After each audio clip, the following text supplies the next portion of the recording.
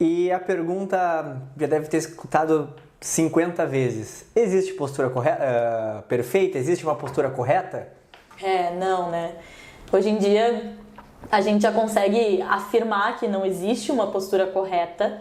Existem modificações da postura. Isso sim é correto. A gente não deve fixar uma postura por muito tempo do mesmo jeito. A gente deve transitar pelas posturas. E quando a gente consegue transitar pelas posturas, a gente consegue não fixar um padrão, que é quando o nosso corpo apresenta uma adaptação e uma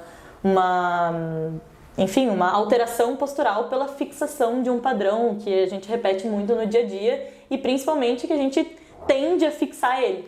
Então não existe uma postura correta, existe um melhor alinhamento, né, uma melhor sobrecarga nas articulações, mas o ponto principal disso então é a manutenção dessas posturas transitando por todas. O corpo se adaptando às necessidades, né?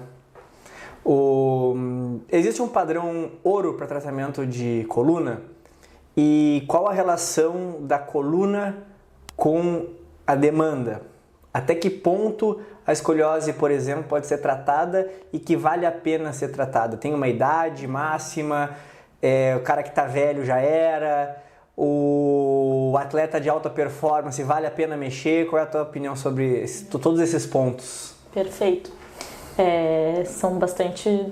São perguntas muito importantes e relevantes de se fazer. No que diz respeito aos tratamentos da coluna, nós temos um guia de tratamento. O tratamento da escoliose ele é muito estruturado. Existem muitos pesquisadores que há muito tempo vêm pesquisando justamente sanar e responder essas dúvidas, como tu fez agora, até quantos graus a gente atua de forma conservadora e até quantos graus a gente deve recomendar um tratamento cirúrgico ou então a combinação do tratamento conservador com a utilização de uma órtese, que é quando geralmente os pacientes em fase de crescimento, né, porque o crescimento é o principal fator de progressão da escoliose, então a gente precisa agir exatamente nessa fase. E muitas vezes esse paciente, essa criança, ela precisa de tratamento full time.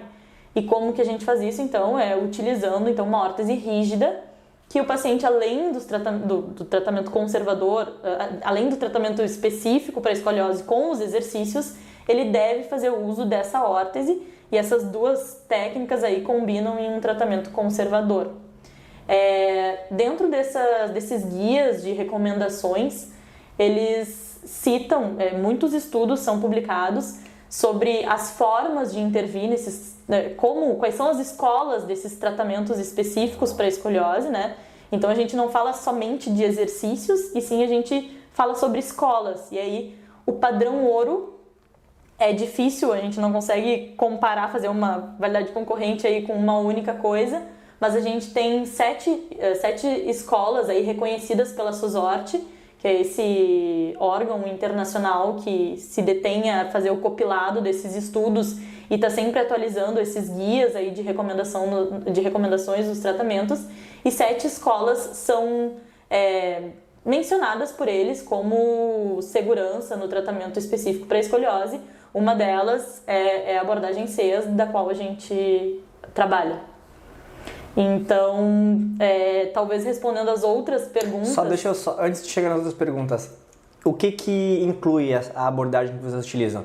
Exercícios físicos, guindaste, pendurar a pessoa de cabeça para baixo, o que inclui dentro desse protocolo que vocês utilizam? Bom, a abordagem CEAS, ela justamente não é um método, porque ela não é rígida, ela é flexível, desde que a gente siga alguns pré-requisitos básicos. E aí, o coração da abordagem CEAS é a autocorreção ativa tridimensional. Então, vamos lá, bom português. Bom, a escoliose, voltando assim algumas casas atrás, mas a escoliose ela é uma deformidade, ela é uma condição da coluna tridimensional, que afetam os 3 planos, né? Porque a vértebra ela inclina, ela roda e ela estende. E dentro da abordagem CEAS, através de um protocolo, através de um entendimento de avaliação que nós seguimos à risca, como eles nos ensinam a fazer, nós somos capazes de identificar quais são os movimentos de correção desses 3 planos que o paciente precisa. Então, a autocorreção ativa tridimensional é a correção que o próprio paciente executa de forma ativa, corrigindo a coluna, né? Trazendo, na verdade, proporcionando um melhor alinhamento corporal que é possível para ele. Claro. E aí, através disso, o nosso papel como profissional, depois que a gente ensina os movimentos de correção, é criar diversas estratégias de perturbação dessa autocorreção. Então, qual que é o nosso maior objetivo? É que esse paciente seja capaz de introduzir a autocorreção dentro das atividades de vida diária. E aí, com isso, nós, profissionais, precisamos, dentro da fisioterapia, criar várias estratégias, assim, com exercícios específicos para escolioses, que o principal ponto é a autocorreção. É perturbar o manejo, é dificultar o manejo do paciente em se autocorrigir. Sensacional.